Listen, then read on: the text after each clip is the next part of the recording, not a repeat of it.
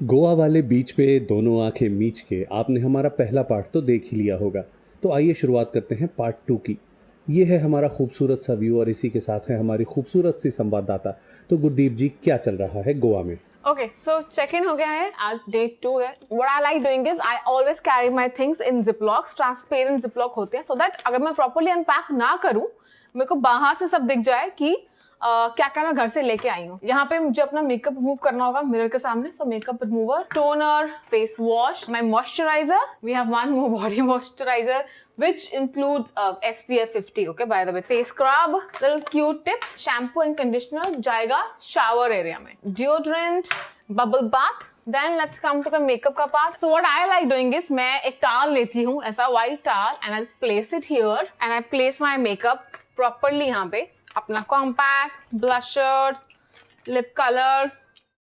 I'm also carrying my Dyson with me, तो मैं इसको अनपैक नहीं करती हूँ बिकॉज बहुत सारी इसके अटैचमेंट्स हैं एंड एजेंडा ही मेरा यही था इसको लेने का पाउच का कि मेरे को बार बार अनपैक ना करना पड़े। अच्छा, अब बारी आती है ज्वेलरी की। हर होटल में ड्रॉर होता है जिसमें कागज होता है और लॉन्ड्री बैग होता है, मैं उसको निकालती हूँ और जो ट्रे निकलती है यहाँ पे, ये वाली काफी सॉफ्ट होती है, कुशनी होती है, इसको यूज करूंगी to actually put my jewellery. But उससे पहले I'm gonna just layer it up with a face towel, hand towel, कुछ भी ले लीजिए। I have a hand towel here and I'm gonna just put it here like this. मैं अपनी सारी jewellery यहाँ पे रख दूंगी so that स्क्रैच ना पड़े ज्वेलरी पे। ठीक है, जब भी मुझे भागना है बूफे के लिए, ब्रेकफास्ट के लिए, मेरे को फटाफट मैं अपनी ट्रे निकालूं और अपनी ज्वेलरी पहन सकती हूँ।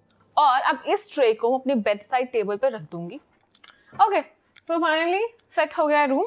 एक बार वापस आपको दिखा देती हूँ। This is my makeup section. Okay, and यहाँ पे मेरी ज्वेलरी है जो एडिशनल मैं ज्वेलरी लेके आई हूँ। I always pack my jewellery in the plastic, ये जो होती है पैकेजिंग जिसकी, इससे खराब नहीं होती है jewellery. Secondly I also carry थोड़ा सा घर से मेडिकल किट हमारा है जिसमें कुछ कुछ चीज़ें हैं जो काम आ सकती हैं। Alright, basic medicine, Dyson, mic, मेरे शेड्स यहाँ पे हैं, इलेक्ट्रॉनिक्स आर देयर, सुबह की दवाई भी ऊपर पड़ी हुई है, कुछ ताश के पत्ते हैं, अगर टाइम मिला वो खेल सकते हैं। सेकेंडली यहाँ पे लगेज, छोटू वाला लगेज यहाँ पे, नीचे फुटवेयर्स आ गए हैं। राइट, यहाँ पे एडिशनल ड्रॉअर था, वहाँ पे मैंने शॉपिंग करी है मैंने मॉल एयरपोर्ट से, वो रख दी है। एंड यहाँ पे जो कपड़े मैं पहन चुकी हूँ और मिक्स ना हो साफ कपड़ों में, वो यहाँ पे आ गए हैं, यूज क्लोथ्स। यहाँ पे मेरी ड्रेसेस जो मुझे पहननी है अभी वो यहाँ पे आ चुकी है। एंड ये मेरा बैग यहाँ पे है और ये मेरा लगेज है, कुछ एडिशनल चाहिए हो तो इसके अंदर है, तो वो क्या हुआ है। और बाथरूम में दिखा चुकी हूँ वैसे, बट यहाँ पे सब चीज़ें लग गई हैं and it is done now finally. News bulletin देने के बाद हम थक गए। हमने मंगाई कोल्ड कॉफ़ी रिफ़्रेश होने के लिए और भाई साहब ने लगाई अपनी दुकान, क्योंकि घर एक मंदिर और काम है पूजा। काम ख़त्म करने के बाद हम निकल पड़े। होटल से ही हमने एक शटल कार ली और ये कार हमें लेके जा रही है ताज फोर्ट एग्वाडा के स्पा वाले सेक्शन में। ये एक एडजॉइनिंग बिल्डिंग में है, तो वहाँ तक जाने के लिए हमको सफ़र गाड़ी से करना पड़ता है। सफ़र हमने किया हिंदी वाला, ना कि इंग्लिश वाला, और हम पहुँच गए रिजॉर्ट एंड स्पा वाले सेक्शन में। यहाँ घुसते ही आलिशान ग्रीनरी, बहुत ही वास्ट व्यूज़ और समंदर का बहुत ही अच्छा नज़ारा मिला। मौसम बहुत अच्छा था, बाहर घूमने में और भी मज़ा आया। और यहाँ हमें मिला एक मैप जो दिखाता है कि स्पा वाले सेक्शन में हमको क्या क्या फैसिलिटीज़ मिलती हैं। एक्सप्लोर करने निकल पड़े हम ऑन फुट और हमने देखा यहाँ बहुत सारे छोटे छोटे कॉटेजेस हैं और हर कॉटेज में एक डिफरेंट तरह का सेटअप है। जैसे इसमें आप देख सकते हैं कि एक योगा का सेटअप लगाया हुआ है, यहाँ पर योगा के प्रोग्राम करवाए जाते हैं। आगे हमें मिला टेनिस कोर्ट। बारिश होके हटी थी तो हर जगह थोड़ी गीली थी, हम आउटडोर एक्टिविटीज़ तो नहीं कर पाए, पर फिर भी नज़ारा बहुत अच्छा था।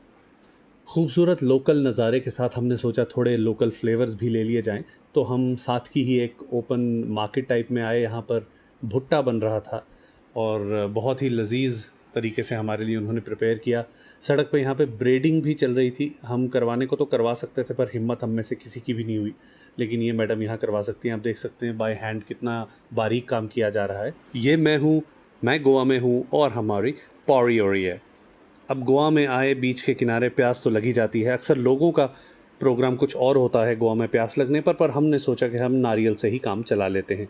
पास में नारियल वाले भैया थे, इन्होंने हमें फटाफट तरोताज़ा करारा करारा नारियल दिया, भाई साहब ने लपक के इसको पकड़ लिया और ये बनती थी कोडैक मोमेंट। फ़ोटो खिंचाने के बाद एज़ यूजुअल भाई साहब ने खोल ली अपनी दुकान और हम पहुंच गए स्पा में। हमारे लिए सरप्राइज़ अरेंज किया था होटल ने और यकीन मानिए इसकी ज़रूरत थी, बिकॉज ऑन फुट एक्सप्लोर कर कर हम काफ़ी थक गए थे। ये एक्चुअली हमारे हाउसकीपिंग के तरफ से देते हैं मैम। इसमें सब रूम के लिए नहीं, बट बेसिकली जो जो हमारे स्पेशल गेस्ट होती है उनके लिए ही होती है मैम। क्या करना है, आप चाहो तो उसमें बॉडी लोशन को पैर में लगा सकते हो, नहीं तो बाथ सॉल्ट को उसमें डाल दीजिए। तो उसमें क्या होता है, पैर के नीचे का जो हमारा चमड़ा होती है मैम, उसको बहुत सुकून मिलती है और कुछ नहीं।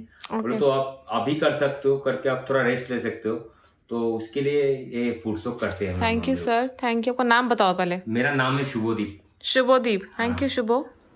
स्पा सेशन के बाद नहा धो के हम हो गए फ्रेश, थोड़ी देर बेड में रिलैक्स किया और फिर डिनर का प्रोग्राम बनाया। डिनर का नाम सुनते ही भाई साहब हो गए बहुत ही खुश और डिनर के लिए हम चल पड़े ताज फोर्ट एग्वाडा के ही पेपर मून रेस्टोरेंट में।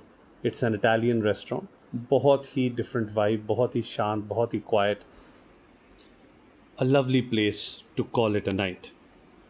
ब्रेड बास्केट आई, साथ में बहुत ही फैंसी और चीज़ें आई। मेन्यू हमने देखा, समझने की कोशिश करी और जो समझ में आया वो ऑर्डर किया। और ये मैडम ट्राई कर रही हैं बाल्समिक विनेगर और इसका रिव्यू मैडम की खुद की ज़बानी आपके सामने। Vinegar. I can taste wine. Red wine. You like it. It's different. It's not bad.